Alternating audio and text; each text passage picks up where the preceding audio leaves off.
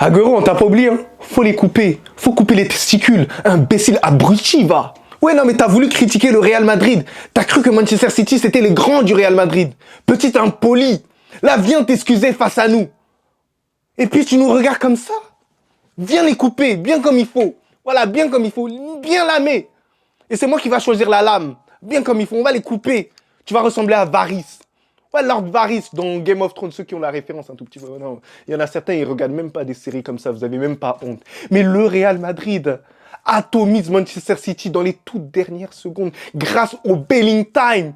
Jude Bellingham. Je suis désolé, Jude Bellingham, faut arrêter de jouer au milieu de terrain. Maintenant, il faut jouer avant-centre parce que c'est incroyable, les gars. La réussite qu'il a à ce moment-là, c'était son moment. C'était son day. It's our day! Imaginez-vous, vous êtes un Anglais, vous marquez dans les toutes dernières secondes d'un match important et capital pour la suite de la compétition en Ligue des Champions. Vous imaginez, les gars, bordel!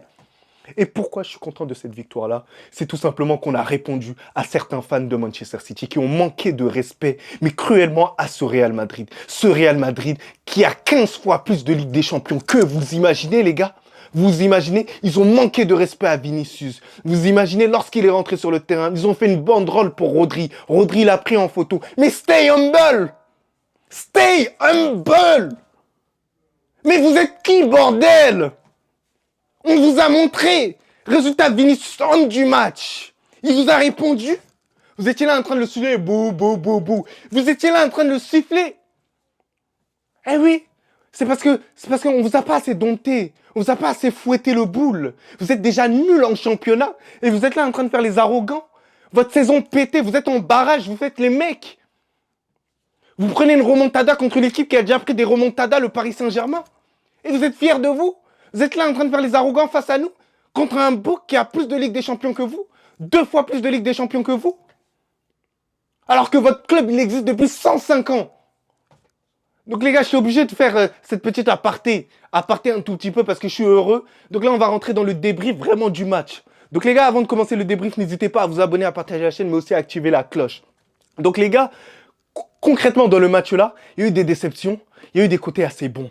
Et là, je vous cache pas que les côtés bons, je vais vous dire, Asensio, tout simplement extraordinaire dans ce match-là. Incroyable dans ce match-là. Et les gars, vous rentrez ou pas dans le train, mais Asensio, en termes de qualité, il n'a pas à avoir honte et à rougir des défenseurs centraux qui jouent actuellement. Parce qu'il a tout.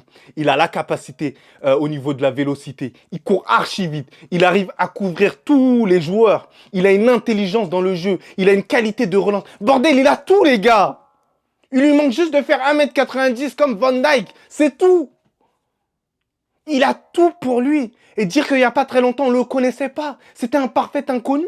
C'est la blessure de Militao qui l'a fait revenir ici. Mais bordel, mais qui es-tu? Et en plus, il a la bonne agressivité. Et en plus, son agressivité, si vous remarquez, ça donne le tempo. Donc de la première à la 90e minute, moi je le dis, mon homme du match, les gars, ça a été Raúl Asensio. Le leader de la défense centrale, le meilleur défenseur du Real Madrid depuis le début de la saison. Il est extraordinaire, ce joueur-là. Après, du côté du Real Madrid, je ne vous cache pas que au tout début du match, voilà, le Real Madrid, ça jouait assez bien. Mais c'est lorsqu'on a encaissé le but que moi, je n'ai pas compris le Real Madrid. Lorsqu'on a encaissé le but, certes, contre le cours du jeu, il n'y a pas de souci, ça peut arriver. Super passe de Grealish qui arrive à trouver Gvardiol, Haaland, c'est bien construit, il n'y a pas de souci. Mais on s'est relâché. Voilà, comme si c'était déjà un aveu. C'était un aveu, tout ça. Donc jusqu'à la mi-temps, Manchester City a failli se trouver des belles occasions et on les a laissés jouer. Mais heureusement, Manchester City était nul. Faut se le dire, hein, parce qu'en première mi-temps, le Real Madrid a mieux joué que quand même Manchester City. Le Real Madrid a été souverain par rapport à Manchester City, on va pas se mentir. Mais c'est juste que on a eu de la chance de tomber sur un Manchester City en difficulté, mais le Real Madrid n'a pas été à son moyen niveau. On a été vraiment en dessous de la moyenne. Et c'est ça qui a été malheureux. Retour de la deuxième période. Moi, j'ai trouvé que le Real Madrid, on s'était remis un tout petit peu en place. On a réussi à marquer le but grâce à Kylian Mbappé. Je me suis dit qu'on allait re-hyper tout ça. Mais on est à reculer sur le terrain. Ce qui a permis en fait à Foden de pénétrer notre défense et après un penalty donné par Ceballos. Malgré que Ceballos nous fait un match tout simplement stratosphérique et dans tous les cas, on va en revenir petit à petit. Mais vraiment, après ce penalty-là, je me suis dit, mais wesh, c'est que c'est pas comme ça. Le Real Madrid avait juste à jouer. Le Real Madrid avait juste à aller attaquer cette équipe fébrile de Manchester City. Parce que si on agressait cette équipe-là, bah, cette équipe prend des buts automatiquement. Et c'est ce que le Real Madrid a fait par la suite, pour marquer le but par la suite. Et heureusement qu'il y a eu le changement de Carlo Ancelotti. Et heureusement que Brahim Diaz, il est rentré. C'est pour ça que Brahim Diaz, il doit jouer davantage de minutes. Rodrigo, il était un tout petit peu fatigué dans cette deuxième période. C'est pour ça qu'il perdait pas mal de ballons. Mais lorsqu'il est rentré, Brahim Diaz, on a senti un dynamisme. D'ailleurs, il a été récompensé d'un joli but qui galvanise encore cette équipe du Real Madrid. Et je ne sais pas pourquoi, les gars. Je ne sais pas pourquoi. Mais lorsque j'ai vu ce but-là, je le savais qu'on allait l'emporter. 3-2. Et comme je l'avais annoncé dans mon dernier débrief, vous vous rappelez, les gars, j'avais dit 3-2. Et le seul joueur qui me fait peur, c'est Erling Haaland. Erling Haaland, auteur d'un doublé, là, aujourd'hui. Vous le savez très bien. Et dans le Money Time, superbe relance de Asensio, déviation de Bellingham.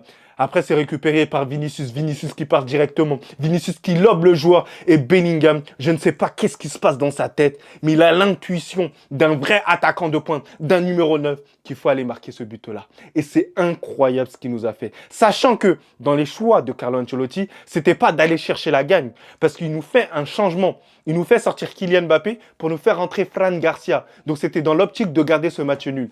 Mais le Real Madrid arrive à remporter la victoire ici à l'Etihad Stadium. Et c'est tout à fait légitime. Parce que j'étais en train de péter un câble sur Carlo Ancelotti. Parce que le changement Fran Garcia et Mbappé, j'ai pas compris. Et je me suis dit non, c'est un aveu de faiblesse. Sachant que c'est une vieille équipe de Manchester City fébrile. Pendant tout le match, j'ai demandé du pressing. Un point, c'est tout. Parce que Manchester City, malgré qu'ils étaient nuls, ils ont plus couru que nous. Et c'est ça qui a compensé un peu l'écart de niveau entre quand même les deux équipes. Manchester City, ça ne va pas. Tu l'as senti vraiment dans le tempo. Tu l'as senti à travers Kevin De Bruyne. C'était plus le même Kevin De Bruyne.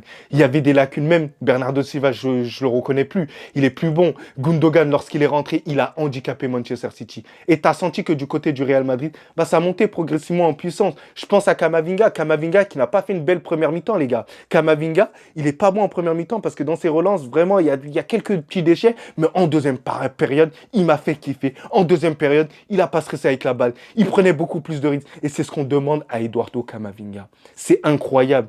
Et aussi, on va parler du maestro au milieu de terrain. Et pour moi, oui, ça a été le maestro. C'était Ceballos. Malgré son penalty, il a été incroyable. Ça a été le meilleur milieu de terrain en termes de jeu global. Il a été bon dans la passe. Il a été bon dans la percussion, comment éliminer les lignes. Dans la récupération aussi de ballon, il a été super bon. Donc Ceballos, honnêtement, il mérite entièrement sa place de titulaire là en ce moment. Après, d'un point de vue défensif, moi, je suis un peu frustré du fait que Mendy, il n'ait pas pris de risque pour marquer son but un peu plus tôt. Directement, il avait l'occasion en fait. Là, on sait très bien que c'est assez tumultueux entre les fans du Real Madrid et Ferland Mendy. Moi, j'aurais kiffé le voir marquer son but en première mi-temps. Après, sur l'aspect défensif, moi, franchement, j'ai rien à dire sur Ferland Mendy. Ferland Mendy, toujours costaud défensivement, mais on en attend quand même un tout petit peu plus là en ce moment de Ferland Mendy. Et ça, je peux comprendre entièrement les fans du Real Madrid. Mais de l'autre côté, Valverde a été extraordinaire aujourd'hui. Ça a été l'un de mes hommes du match. Il y en a certains qui ne pourront pas le dire. Les gars, j'en perds carrément ma voix. Mais il y en a certains qui ne vont pas le dire. Mais Valverde, incroyable. Merci Valverde pour la récupération du ballon. Tu as éteint Savinho. Savinho, on ne l'a absolument pas vu. Tu as éteint tout le temps ton vis-à-vis. C'était incroyable. Il y a juste une fois où Grealish, il arrive à mettre cette pichenette. Bon, ça peut arriver à certains moments, mais Valverde, dans ses passes, dans ses transversales, il a été hyper propre. Et ça, je souhaitais le relever. Après, Rodrigo, c'est plutôt la première mi-temps où je l'ai trouvé assez bon. Pareil pour Kylian Mbappé. En deuxième période, ils se sont beaucoup éteints les deux. Et c'est plus Vinicius qui a pris le relais avec Jude Bellingham. Vinicius, sa première mi-temps, elle a été bonne. Sa deuxième période, elle a été au-dessus encore. Il a pris les devants. Même si son vis-à-vis a été assez bon, on va pas se mentir, le petit jeune qui est rentré, il était assez bon.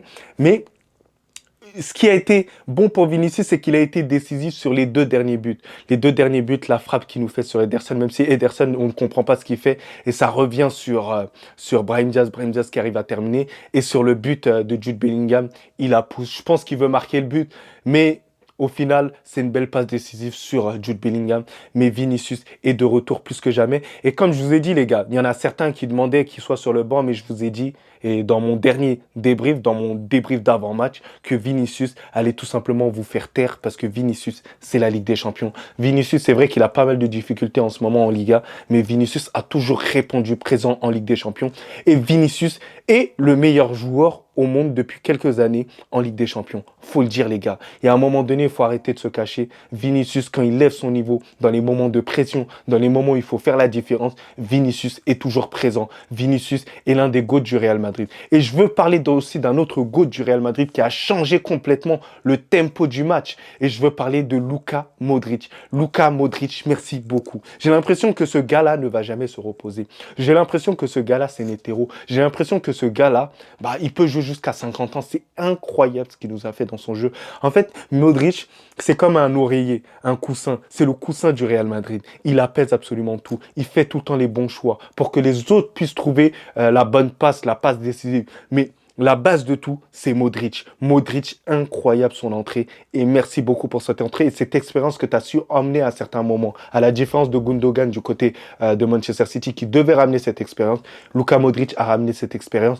Et ça me fait plaisir parce que oui, le Real Madrid avait intérêt de l'emporter là pour se mettre encore plus au mieux face à Santiago Bernabéu. Surtout que la victoire n'est pas donnée. Donc là, j'espère et on prend une sacrée option sur la qualification, les gars. Une sacrée option. Donc, c'est dire qu'on a juste à marquer ne serait-ce qu'un but ou 2 buts pour finir le match. Donc, les gars, dans tous les cas, je vous ferai une vidéo d'avant-match sur ce match-là. Mais je suis satisfait de ouf. Satisfait de ouf de cette victoire-là. Alors, c'est vrai que le contenu, voilà, je suis assez mitigé sur certains aspects. Mais on va prendre la victoire. Là, pour l'instant, on va pas se mentir. On va célébrer tout ça. Et je suis content du dépassement de fonction. Et ça peut ramener que de la confiance aux côtés du Real Madrid. Donc les gars, n'hésitez pas à me dire vos tops et vos flops. Mais sinon, ouais, c'est à toi. Moi, en tout cas, bien, alhamdoulilah.